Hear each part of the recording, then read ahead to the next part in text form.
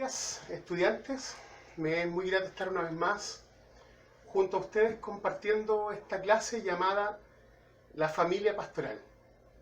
Mi nombre es Jimmy Richard Loyola, soy pastor de la Iglesia Cristiana Legacy acá en la ciudad de Kansas City, Kansas, y he sido invitado a compartir esta clase que es muy importante tanto para aquellos que son pastores como para aquellas personas que están deseando serlo.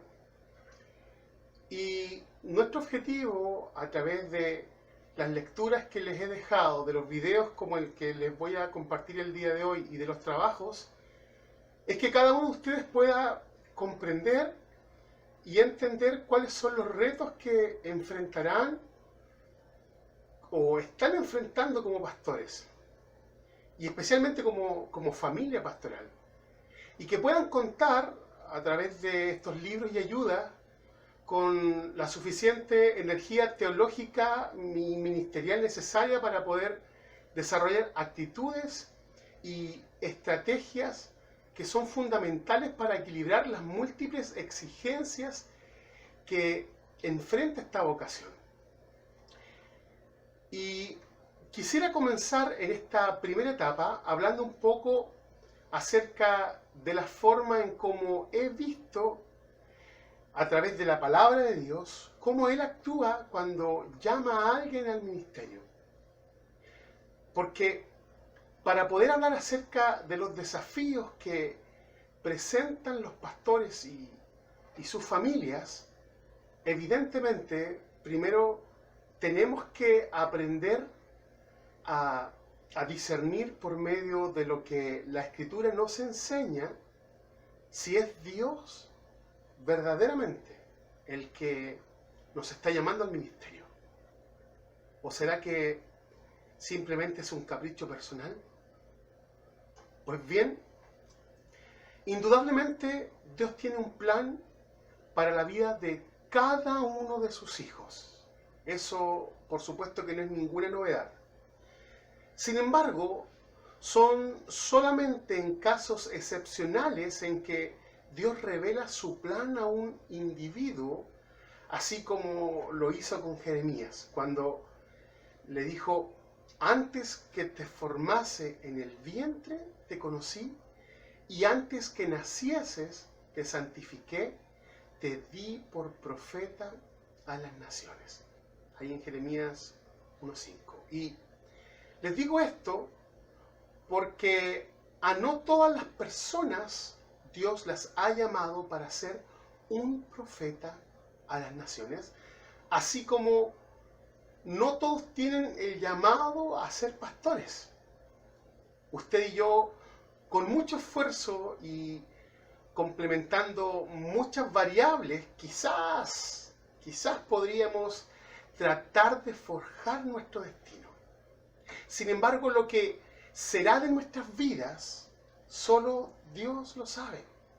Así que no importa cuánto usted agende su vida, no importa cuánto usted planifique el mañana y cuánto pueda recitar un versículo como el que acabamos de leer, creo que con mucha convicción, solo viviendo bajo los principios, bajo los estatutos de Dios, un cristiano puede vivir una vida con propósito y atender al llamado de Dios para su vida. Entonces, cuando leemos la Biblia, debemos entender que, amados, no todas las promesas dadas por Dios, no todas sus promesas, son promesas que nos tocan a nosotros. Miren, muchos de las más de 3.000 promesas que tenemos en su palabra son promesas condicionales, otras son promesas exclusivas para el pueblo de Israel y otros son principios dados por Dios, pero no son promesas, así que cualquiera las puede aplicar. Entonces, uno simplemente no puede tomar el texto, por ejemplo, de Jeremías y hacerlo personal, porque no somos Jeremías. Ahora bien, ¿Hay una aplicación que podamos tomar de este texto? Por supuesto que sí. Por ejemplo, usted y yo hemos sido escogidos por Dios desde el vientre de nuestra madre. Eso ni dudarlo. Sin duda que es así. Pero como profeta como Jeremías, absolutamente no.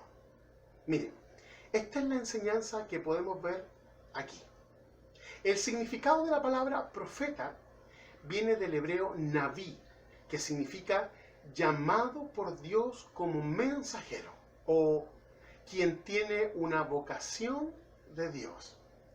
Y esta persona era alguien que primero recibía instrucciones de Dios y él luego las transmitía al pueblo de Israel, a la gente. Estos dos aspectos de su obra se reflejan en los nombres con que se los conocía: vidente, Josén, o Rogé, profeta. Y en el Nuevo Testamento tenemos a la persona que hace más o menos la misma tarea, la misma función de entregar el mensaje de Dios a la gente, y la palabra que encontramos más común, que más comúnmente se usa en el Nuevo Testamento es keruso, que significa proclamar. Y esa forma en su sustantivo es kerugma. Y ambos son derivados de la palabra kerux, que significa heraldo. También en el Nuevo Testamento se usan otros conjuntos semánticos como evangelizó, que es anunciar buenas nuevas, catagelo, que significa anunciar, y también ángelos, que es llevar una noticia, como ángel, ángelos, que significa mensajero de Dios. Así que en todos esos vocablos se destaca el sentido de proclamar o de anunciar el mensaje de Dios, tal como lo hacían exclusivamente en el Antiguo Testamento los profetas del Señor. Ahora, ¿qué quiero decir con esto? Bueno, quiero decir que en la actualidad todos tenemos ese privilegio y también esa responsabilidad como mensajeros de Dios, pero no como alguien que predice el futuro. Así que volviendo al asunto del llamamiento pastoral, Dios no llama a todos sus hijos a ser pastores o ancianos, como también es usado de forma alternada, es otro sinónimo para pastor, pero sí llama a algunos para esa función. Así que, ¿qué pasa con aquellos que entran en la obra pastoral, pero lo hacen con motivos erróneos? Miren, aun cuando usted no lo crea, hay quienes entran al pastorado por el consejo de un familiar o incluso por alguien de la iglesia, incluso por otro pastor, o porque simplemente lo ven como, lo pueden estar mirando como algo en donde es fácil ganarse la vida. Es algo donde usted puede ganar dinero de forma profesional, como sucede aquí en los Estados Unidos, que el pastorado es una profesión. Aún puede ser por el deseo de sentir admiración por las demás personas. Hay personas que se deleitan con la aclamación en público o por el poder de estar sobre las demás personas. Y francamente, ninguna de esas son razones dignas para justificar el anhelo de ser pastor. Y lo que es peor aún, ellos de seguro, amados, no tendrán ninguna bendición de parte del Señor. Y esto porque la obra pastoral obedece a un llamamiento divino.